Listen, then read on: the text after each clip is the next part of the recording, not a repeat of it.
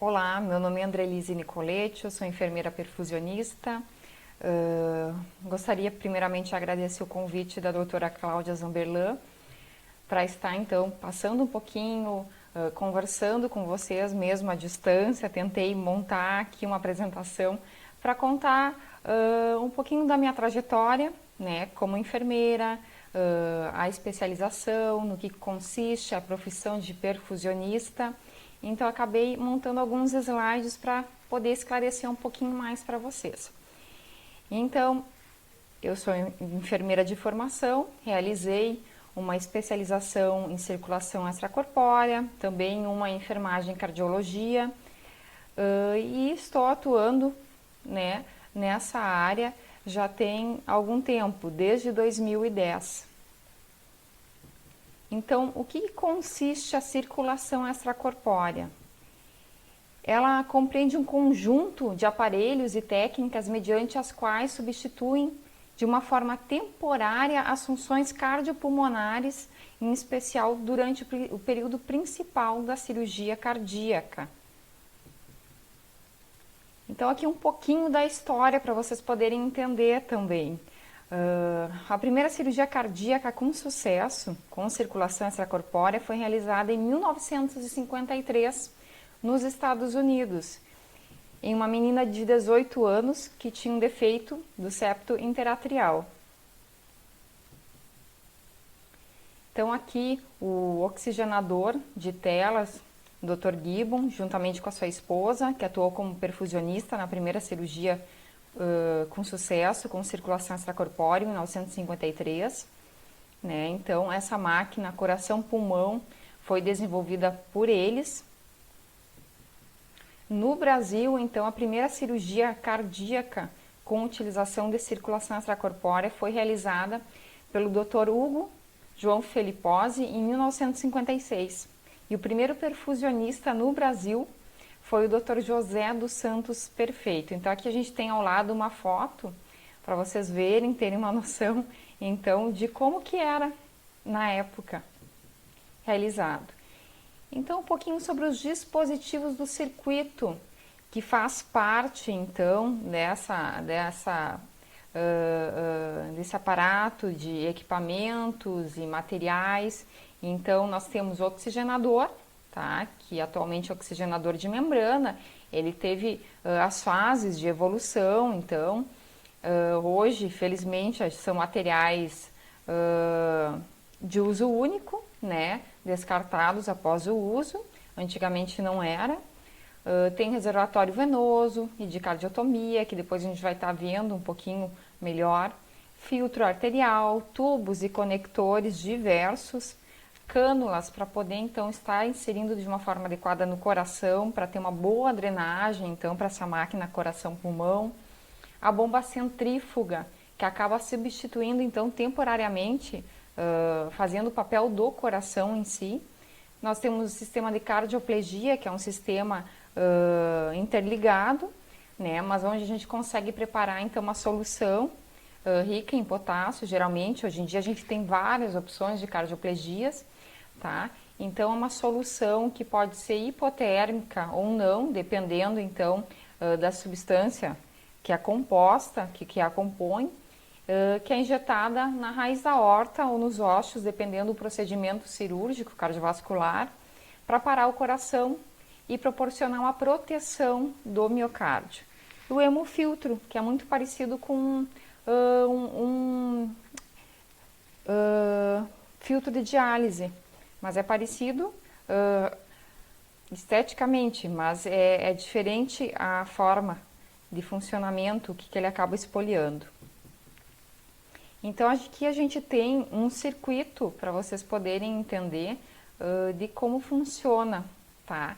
Acaba impactando um pouquinho, que é muita informação, tá? Mas aqui acaba passando, então, ali o paciente, no caso, né?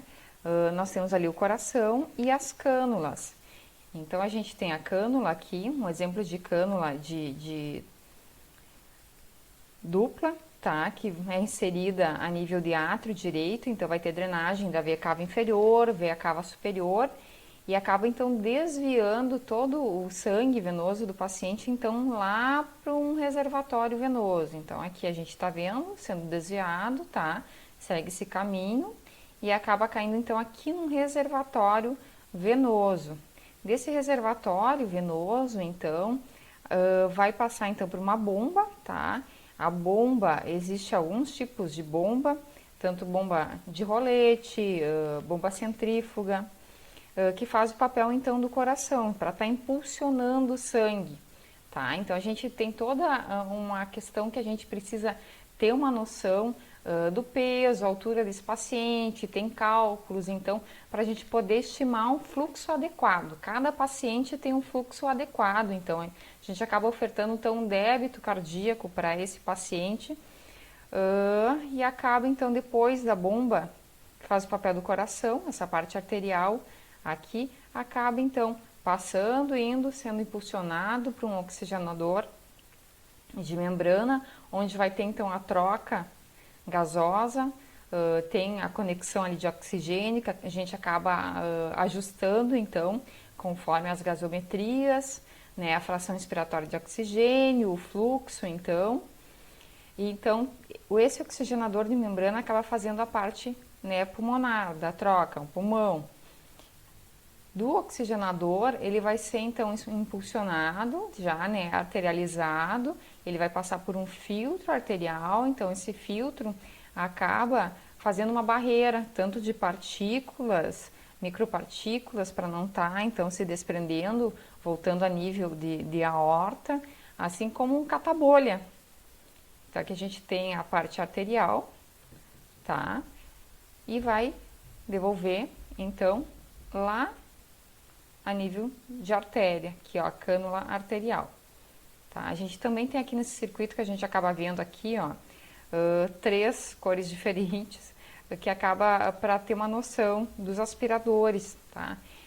Todo o sangue extravasado durante o procedimento, né, de cirurgia cardíaca acaba então, esse sangue acaba voltando, ele volta então, tem os aspiradores, é um rolete então que vai fazendo o movimento, vai puxando esse sangue, ele puxa do campo cirúrgico, então passa pelo rolete e vai mandar de volta lá para o reservatório venoso.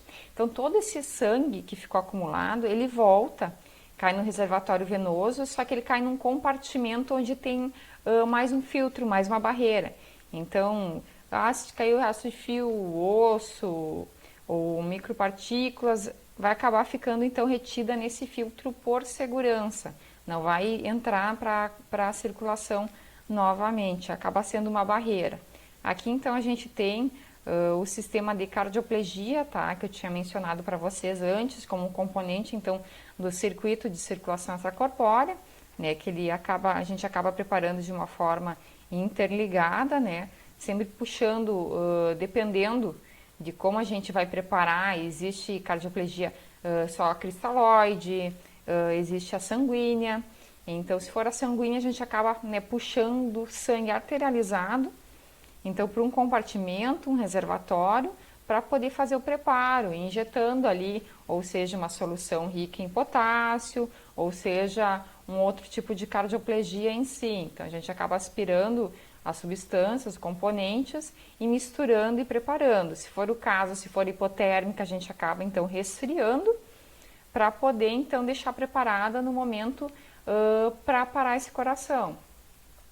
Tá? Então, assim, na cirurgia cardíaca entrou em circulação extracorpórea, antes de entrar, o que precisa? Esse paciente precisa estar devidamente heparinizado, para evitar formação de coágulo no sistema, enfim, evitar problemas nesse sentido. Depois de um tempo, né, a gente faz um testezinho, tempo de coagulação ativado, conhecido por TCA. Então, ele precisa estar pelo menos acima de 400, né? Claro que tem difere de equipamentos que tem um limiar de segurança, mas geralmente, no mínimo, né, tem que estar em torno de 400, senão tem que fazer um repique e tudo mais. Isso também varia de aparelho, como eu falei, e equipes também, a dosagem da heparina em si. Então, entrou em circulação extracorpórea, né, canulado, entra em circulação extracorpórea e é clampeado a aorta, então, desse paciente. Então, induzido, né, para infundir essa cardioplegia, geralmente na raiz da aorta, tá? Se for cirurgias de revascularização do miocárdio, se for cirurgia de troca valvar aórtica, injetado nos ósseos das coronárias, né? Essa solução, então, que vai acabar preservando o músculo cardíaco para tolerar o período de isquemia que vai precisar, então, durante o procedimento em si. Então, o circuito de SEC, como mencionei antes, os componentes tem a parte endovenosa, que vai estar levando o sangue venoso das cavas, então, até esse oxigenador. A parte arterial, que vai levar o sangue arterial do oxigenador até a artéria selecionada. Os aspiradores, então, que vão estar puxando todo esse sangue extravasado, então, para um reservatório.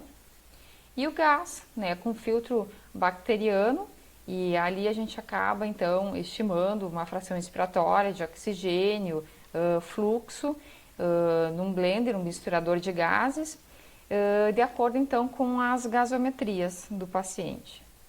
Então, assim, o perfusionista ele tem a função de manter, substituir temporariamente, através do emprego de equipamentos, materiais específicos, as funções cardiopulmonares do paciente durante o período principal da cirurgia cardíaca, tá? Mas também nesse meio tempo ele precisa manter o equilíbrio hemodinâmico, hidroeletrolítico, então vai estar coletando gasometrias, a gente precisa saber como que está esse paciente, como que está a micro e a macro hemodinâmica, como é que está a perfusão tissular desse paciente, né? Se o fluxo que a gente está ofertando está adequado, a gente precisa sempre manter uma comunicação adequada com a equipe para poder direcionar, para poder ter um manejo adequado de acordo com o procedimento que está sendo realizado e com cada paciente também. Então aqui um exemplo de bombas, tá? A gente tem ali aquela figurinha ali em cima ilustrativa, então o local, né, da bomba. Então hoje em dia a gente tem bombas mais novas, mais leves, bombas centrífugas, né? Então aqui tem um aparelho, console que a gente chama, que aqui a gente acaba ajustando, então, depois de a gente fazer os cálculos, para ter uma noção de superfície corpórea, a gente precisa saber qual o fluxo adequado para esse paciente, então a gente acaba estimando aqui, né, e ofertando aqui através, né, do controle desse console, então, para saber como que está o índice cardíaco, né, o débito cardíaco ofertado para esse paciente, tá? Então, aqui a gente tem uma máquina, então, que é a bomba que é de rolete, que é um pouquinho diferente. Então, o oxigenador, tá? Aqui, membrana microporosa, que a gente tem a parte do reservatório venoso e trocador de calor, tá? Então, a gente tem a parte também do trocador de calor aqui, próximo, então, ao oxigenador. Só para vocês terem uma noção, tá? Não vou estar me aprofundando muito, é só para ter uma noção de como que funciona, dos materiais, equipamentos, né, que fazem parte do circuito de circulação extracorpórea. Então, tem o trocador de calor. Então, dependendo do procedimento cirúrgico cardíaco, a gente precisa resfriar esse paciente. Então, como que a gente resfria? Tem uma máquina de circulação extracorpórea que ela tem mangueiras que a gente conecta, então, ali no trocador de calor e muitas vezes utiliza gelo no reservatório, mas essa água ela não entra em contato em nenhum momento com o sangue do paciente, né? É por contato mesmo. Então a gente vai selecionando, se precisar resfriar, esse paciente vai colocando mais gelo e essa água vai circulando e então vai tendo a troca por contato ali. Mas não diretamente, é contato com o material, com a superfície do material em si. Então, existe oxigenadores que ele tem um potencial, conseguem resfriar mais rápido no paciente, bem como aquecer, depende da localização também desse trocador de calor. O filtro arterial, então, que tem aquela última barreira do retorno essa circulação, então, para o corpo, a nível arterial, da artéria selecionada, de acordo com o procedimento cirúrgico, que tem a função, então, de remover as partículas e microbolhas gasosas do circuito em si, para não retornar, então, para esse paciente. Evitar, então, intercorrências, acidentes. Então, assim, tem todo o preparo desse material, a gente precisa fazer uma revisão completa, né? Então, por segurança, a gente precisa analisar muito bem esse material, se não tem nenhuma fissura, né? Se não tem nenhuma falha aparente. Então, tem todo um pré-teste antes, que a gente precisa estar revisando, um checklist de segurança que cada serviço acaba adaptando à sua realidade. Então, as indicações de circulação extracorpórea: cirurgia de revascularização do miocárdio, né, a grande maioria é realizada, né, com esse suporte, salvo as exceções que são realizadas sem. Cirurgias valvares, também pode ser aórtica, mitral, enfim, aneurisma e dissecção de aorta, correção de malformações cardíacas, quimioterapia hipertérmica, que também é um outro ramo, então, que o perfusionista deve estar ali, ter tratamento da hipotermia profunda. Então, o perfusionista, ele é um membro da equipe de cirurgia cardiovascular, tá? Ele precisa ter nível superior na área da saúde e uma formação específica em circulação extracorpórea. Então, na cirurgia cardíaca, a gente costuma destacar que é necessário ter uma boa comunicação, uma tríade. Então, cirurgião cardiovascular e auxiliar, o anestesiologista e perfusionista. E a enfermagem sempre dando todo o suporte, então, durante esse transoperatório. Então, só para vocês terem uma noção, os estabelecimentos brasileiros habilitados na alta complexidade cardiovascular, esses dados são de 2016, totalizam 236 serviços de cirurgia cardiovascular adulto e 68 serviços de cirurgia cardiovascular infantil. Então, cada local desse, existem equipes de cirurgia cardiovascular, então compostas por cirurgião cardiovascular, né, médico que tem uma formação, né, nessa área, anestesiologista, e tem que ter um perfusionista, tem que ter um profissional que tenha uma habilitação adequada, então. O que é, então? É uma habilitação, o perfusionista é uma habilitação profissional reconhecida pelos Conselhos Federais de Biomedicina, Enfermagem, Fisioterapia, Farmácia, Medicina e Biologia. Então, atualmente, são esses conselhos que reconhecem a especialidade, tá? Sendo fiscalizadas por seus respectivos conselhos e amparadas pela Sociedade Brasileira de Circulação Extracorpórea, a SBSEC. Então, nós temos uma sociedade, né, que cabe ao perfusionista ter conhecimento que existe, e ela tem todo, então, nos dá todo um amparo, né? Mas a função de fiscalização acaba sendo dos conselhos profissionais, que reconhecem essa especialidade. Então, o objetivo é manter a assistência qualificada no desempenho dessa função. O registro pela Classificação Brasileira de Ocupação no Ministério do Trabalho, então, no emprego que já tem um número já há vários anos, que é o 2235/70. Como eu estou falando agora para um público que é a graduação de enfermagem, eu trouxe aqui o Conselho Federal de Enfermagem, tá? Tem uma resolução, então, do COFEN, a 528 de 2016, tá? Ela normatizou a atuação do enfermeiro perfusionista como membro da equipe cirúrgica, nos seguintes moldes. Então, para o exercício de atividades previstas nessa resolução, deverá o profissional enfermeiro atender pelo menos um dos seguintes critérios, validado pelo Conselho Regional de Enfermagem de sua jurisdição.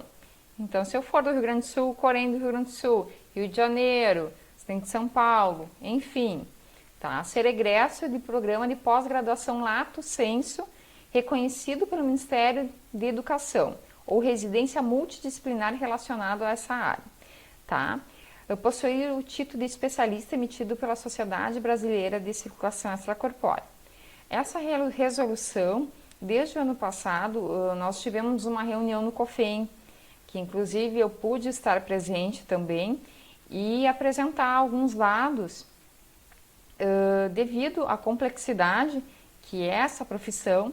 Então foi formado um grupo de trabalho com enfermeiros, perfusionistas, então para estar revendo, porque tem muitas questões que a gente sabe que hoje em dia existe muita pós-graduação até a nível de educação à distância, né? Então isso nos preocupa enquanto profissionais, preocupa também o Conselho Federal de Enfermagem. Então, para isso, para essa revisão, foi criado então esse grupo de trabalho que acredito que nos próximos meses estará revendo alguma dessas requisitos aqui, principalmente a proposta seria de estar revendo a carga horária, porque uma pós-graduação de 360 horas, que muitas vezes o Ministério da Educação acaba reconhecendo e tudo mais, pode se aplicar para outras especialidades. Mas para a nossa área de circulação extracorpórea, que é algo extremamente prático, dinâmico, que tem que ter um preparo adequado, isso acaba não sendo adequado. Acaba sendo muito perigoso porque não prepara o profissional de forma alguma. Tá? Então, para isso, então, até a Sociedade Brasileira de Circulação Extracorpórea acaba reconhecendo alguns centros formadores. Então, o que eu, enquanto profissional, minha opinião, né, eu sei que muitos colegas compartilham da mesma opinião, que se você tem interesse de se tornar um perfusionista, é enfermeiro ou é formado nas outras graduações, né, que reconhecem, os conselhos reconhecem a especialidade de circulação extracorpórea, que procure um centro formador adequado para ter uma boa formação, porque é algo que precisa de um preparo, tá? Porque a vida do paciente fica nas nossas mãos e a gente precisa ter um conhecimento apurado, a gente precisa ter um preparo tanto teórico quanto prático, porque como nós somos dependentes de equipamentos e materiais, claro que a tecnologia está extremamente avançada, então é raro a gente pegar um equipamento, um material com defeito, mas a gente precisa saber o que pode acontecer. E a gente precisa ter um manejo adequado, a gente precisa ter uma visão holística desse paciente, né? Cada paciente é diferenciado, a gente precisa saber analisar. Precisa saber analisar um paciente, ver no pré-operatório, né, as comorbidades, o que pode estar implicando, para poder ter uma boa comunicação, uma discussão, né, sadia com a equipe, né, para ver o melhor manejo, né, durante a cirurgia cardiovascular, emprego da extracorpórea, para cada paciente de uma forma individualizada. Tá? Também, nos últimos anos, foi então publicado as normas brasileiras para o exercício da especialidade de perfusionista em circulação extracorpórea. Então, assim, quem tem interesse, eu sugiro assim, ó, vá atrás, tem no site da sociedade para leia, né, para ter conhecimento, o que é adequado, né, para poder dar os próximos passos, até para ter sucesso aí nessa caminhada para quem vislumbra ser um perfusionista. Então, aqui no artigo 12, né, até essas normas brasileiras, elas trazem que o curso de formação de perfusionista deve ser obrigatoriamente teórico e prático com carga horária mínima de 1.200 horas, sendo 800 horas mínimas para a prática e 400 para a teórica. Então, com duração mínima de 12 meses. Então, aqui exemplos, né, de opções de centros formadores, tá? A maioria se encontra em São Paulo, mas tem no Rio também, né? Então, até ter que ver se está atualizado. Aqui tem alguns centros, a maioria acredito que esteja completo, né? Mas é bom sempre estar acompanhando o site da Sociedade Brasileira de Circulação Extracorpórea, que sempre está atualizado, né? Que muitos centros estão procurando se ajustar a essa realidade, né? Com essa preocupação de ter uma boa formação.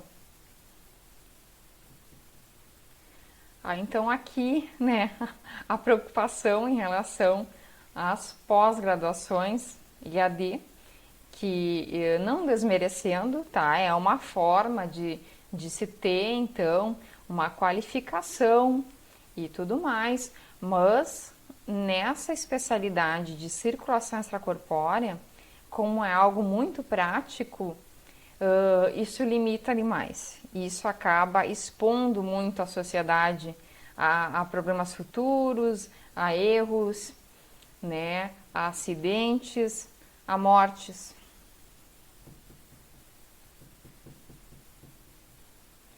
Então aqui um pouquinho existem então as resoluções, né, da biomedicina, de biologia, Conselho Federal, de farmácia, então que acaba trazendo, né, um pouquinho sobre a carga horária, as recomendações e tudo mais. Então aqui nesse slide tem algumas figuras de onde, né, o que o perfusionista pode estar atuando. Então, além da gente poder estar atuando a nível de transoperatório das cirurgias cardiovasculares, né, no emprego da perfusão, a gente também pode estar atuando na recuperação de hemácias, no uso da autotransfusão, também tem a questão dos marcapassos, que isso tem sido mais um campo para os perfusionistas. Tem a quimioterapia hipertérmica intra-abdominal, então aqueles tumores, aqueles a nível de abdômen e tudo mais. E existem algumas indicações que pode estar, então, tendo benefícios, então, da utilização de quimioterápico aquecido a 41 a 43 graus, tá? Introduzido na cavidade abdominal, e quem controla isso, faz todo esse preparo do quimioterápico, esse aquecimento, monitorização da temperatura, também acaba sendo o perfusionista, então é mais um campo. Nós temos também a questão da ECMO, né? Oxigenação por membrana, também tem uma formação além, né, da circulação extracorpórea.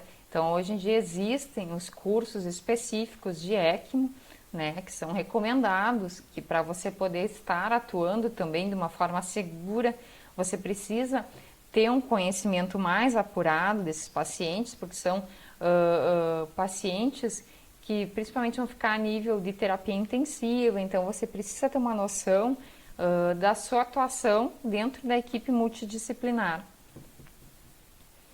Aqui trazendo um pouquinho do artigo que a gente acabou publicando, né, que teve inclusive a participação da doutora Cláudia Zamberlan, tá, que o status atual dos perfusionistas no Brasil, tá? Isso foi de uma pesquisa de 2018, tá? Porque até então a gente não tem muitos dados aqui, né? Felizmente acredito que nos próximos anos a gente consiga ter uma noção maior de como está esse status desses profissionais aqui no Brasil.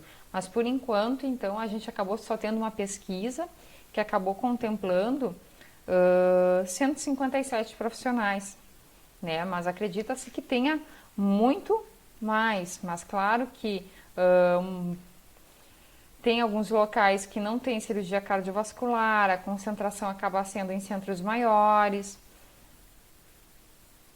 Então essa pesquisa foi entrada em contato com aproximadamente 215 profissionais e 157 aceitaram participar então da pesquisa. Então aqui a gente tem um mapa do Brasil, só para ter uma noção do número de profissionais que participaram. Então, a grande maioria na região sudeste, então, seguida aqui do Rio Grande do Sul. Então, desses 157, 70 foram enfermeiros. Então, aqui tem outro dado, né, especialização. Aqui 95 possuíam, né, 12 mestrado, 4 com doutorado. Né, mas tem outro dado também que a gente acaba trazendo aqui do tipo de pós-graduação, então, que foi realizado. Então, tem apenas 54 desses 95 realizaram uma pós-graduação com uma carga horária de 1.200 horas. Aqui nós temos também, acabo sugerindo e trouxe um print, então, dos standards e guidelines, então, publicado recentemente, ano passado, em 2019, em conjunto da Sociedade Brasileira de Cirurgia Cardiovascular com a Sociedade Brasileira de Circulação Extracorpórea. Então, um artigo bem interessante, que tem tudo, né? Todas as recomendações. E aqui tem um trecho que eu acabo, né, destacando sempre, trazendo, porque acaba resumindo um pouquinho do nosso cenário atual. Então, claro, a gente não pode desmerecer. Existem muitos profissionais, assim, ó, excelentes, fantásticos, tá? Que eles na época não existia uma pós-graduação. E esses profissionais tiveram que ir atrás, né? Foram atrás, acompanhando outros profissionais, se qualificaram e hoje dão show, dão aula, são excelentes, tá? Mas assim como existem esses profissionais que na época não existia uma formação adequada, né, mas que foram atrás, para correr atrás, né, para se atualizar, existem aqueles profissionais que pararam no tempo, então não tem um discernimento muito em questões de conhecimento, né? Então a gente precisa ter em mente, ter uma noção de como que está a nossa realidade, né, o nosso presente, para poder projetar o futuro.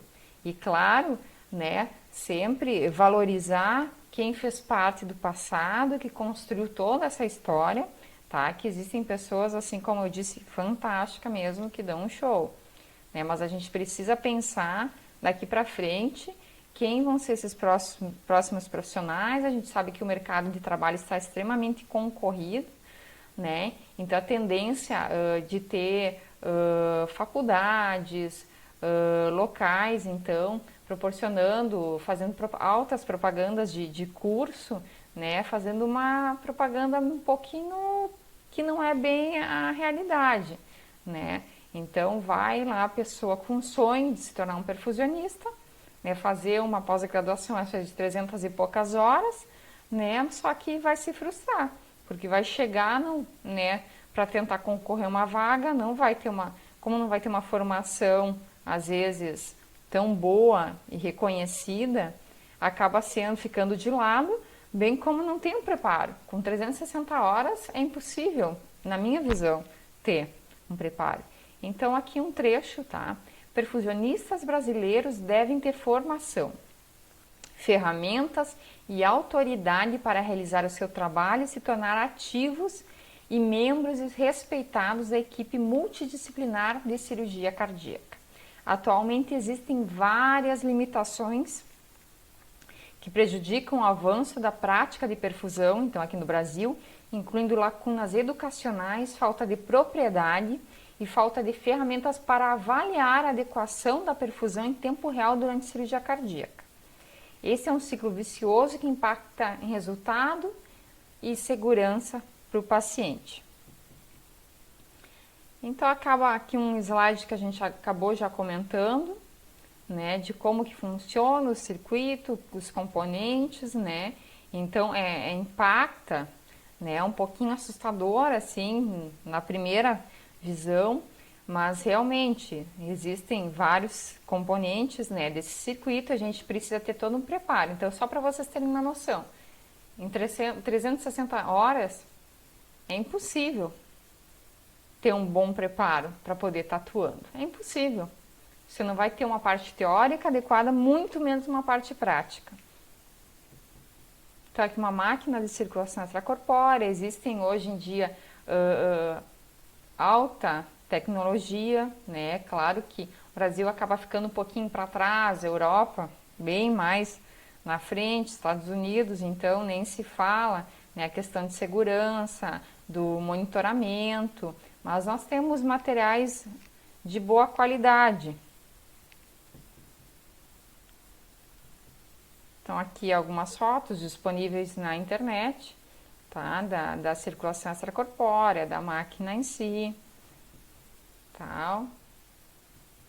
Então aqui ao lado o perfusionista, né, controlando nesse meio tempo, né? A gente precisa frisar também a questão da proteção, dos equipamentos de proteção individual, né, necessidade de utilizar. Então assim, toda essa questão de formação para poder, que a gente sabe que a enfermagem ela tem uma formação que acaba conhecendo o centro cirúrgico, que acaba sendo a realidade das cirurgias cardíacas, mas existem outras graduações que não têm.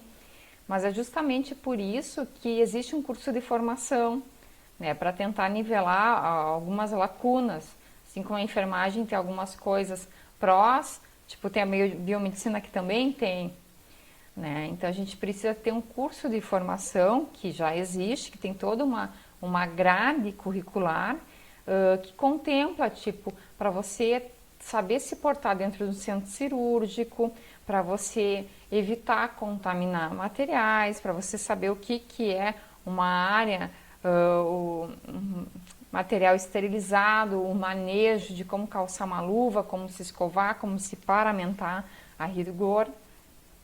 Então, tem todas essas questões, assim como coleta de gasometria, saber interpretar então as gasometrias, né? Saber relacionar,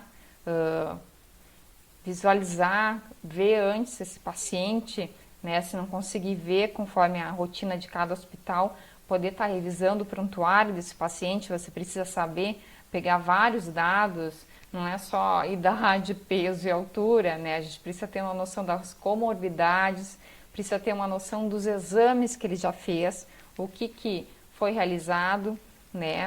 Quais os resultados desses exames. Então a gente precisa ter uma noção, né? Como que estão os exames laboratoriais? O paciente está anêmico, não está? Creatinina alta, enfim, uma série. Então aqui está sendo um exemplo, tá, de uma ficha de perfusão. Então hoje em dia existem formas de como a gente calcular, né, uma estimativa então do fluxo para esse paciente, já ter cálculos então de como que vai ficar esse hematócrito, como que vai cair, né, com a hemodiluição, que a gente precisa preencher esse circuito com uma solução que acaba hemodiluindo esse paciente. Então são coisas que a gente precisa prever, o que a gente vai utilizar, a gente precisa saber se esse paciente tem alergias, quais são as medicações que estava fazendo uso, né, o controle das gasometrias, as amostras, né, os tempos, né, de perfusão, de clampeamento, em outros casos mais complexos de perfusão cerebral, parada circulatória total, nos casos das dissecções que acometem o arco aórtico, né, condições de pós-perfusão, enfim, existem inúmeros modelos de ficha de perfusão, mas que a gente precisa, além de tudo, de ter o conhecimento, também ter a noção que a gente precisa manter aquele registro de uma forma adequada, que isso faz parte da documentação do prontuário do paciente. Então aqui também tem um exemplo, né, que o perfusionista ele precisa ter um preparo, a gente precisa bater também nessa tecla de segurança do paciente, tá? Assim como todos da equipe multidisciplinar, o perfusionista também está inserido nessa questão, então a gente tem todo um preparo, existem instituições que acabam adequando um checklist, né, o que a gente precisa revisar antes da cirurgia.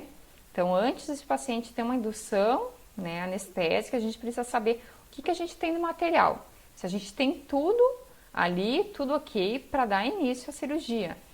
E estando tudo ok dentro da validade, sem nada quebrado visualmente, né, iniciar então o processo de montagem. Nessa montagem a gente faz uma nova revisão para ver se está tudo ok. Depois da montagem, então, a gente vai preencher esse circuito, a gente vai testar esses equipamentos para ver se está tudo ok novamente, né? E antes de entrar em circulação extracorpórea, novamente, então, são vários passos, né? Várias barreiras que a gente precisa, então, estar realizando. Tem, então, os estándares e guidelines que eles acabam trazendo também essas questões, o que a gente precisa se antenar, o que são as recomendações, o que a gente tem necessidade de estar incluindo, então, nessa revisão.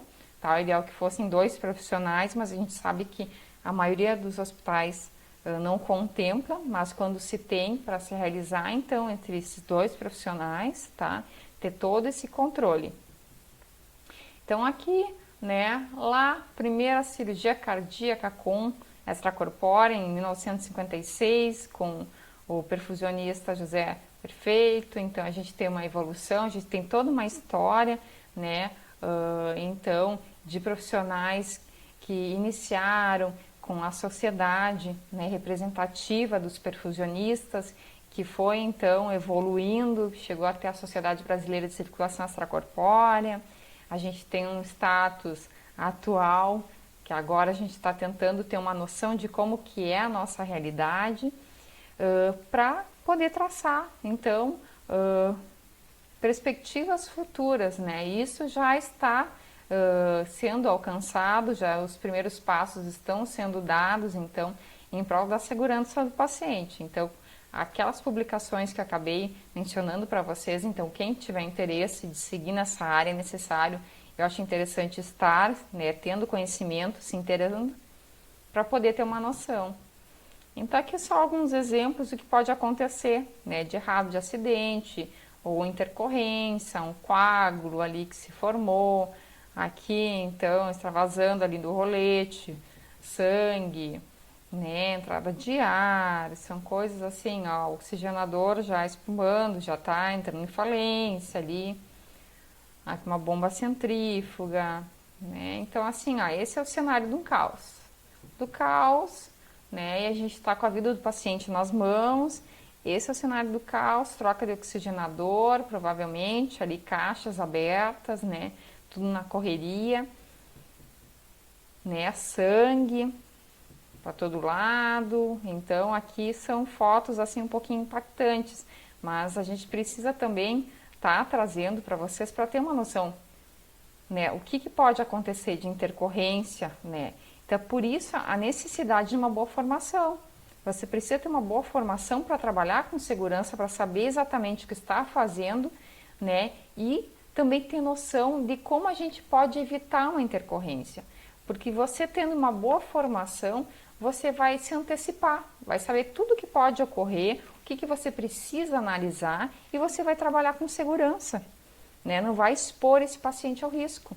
Então, mesmo muitas vezes você tendo uma boa formação, você acaba sendo exposto, né, a situações que são acidentes, que infelizmente podem ocorrer, né, devido a alguém pinçou tipo arterial ou dobrou sem querer, está numa bomba de rolete que não sente, então acaba pressionando, em algum lugar pode estourar, né? Então assim, ó, o perfusionista, ele, se tendo uma boa formação, ele vai evitar, vai tentar evitar ao máximo. Mas e agora, se não tiver uma formação adequada? Ele não vai ter uma noção, muitas vezes, de como precaver e muito menos do que fazer mediante um acidente desses. Então, você tendo uma boa formação, apesar de ocorrer uma desgraça como essa, você vai ter uma noção do que fazer e você vai conseguir, muitas vezes, contornar e evitar a perda da vida de um paciente. Então, a questão aqui, você deixaria um familiar seu nas mãos de um perfusionista mal formado? Então, diante de todas essas informações, tirem, né, suas próprias conclusões, né, para criar uma opinião crítica, para refletir também. Essa frase eu acabei retirando, então, de um colega, de um slide de um colega meu, do Fábio, um biomédico da sociedade, tá? Que também ele traz essa questão. Enquanto houver 1% de chance, então, de vida, nós devemos dar nosso 100% de dedicação. Então, eu tentei trazer para vocês um pouquinho da nossa profissão, de como funciona, para quem quer ser. Então, se está aí o caminho mais adequado, né, para se trabalhar com segurança, para ter sucesso nessa caminhada. Agradeço a atenção. Muito obrigada a todos.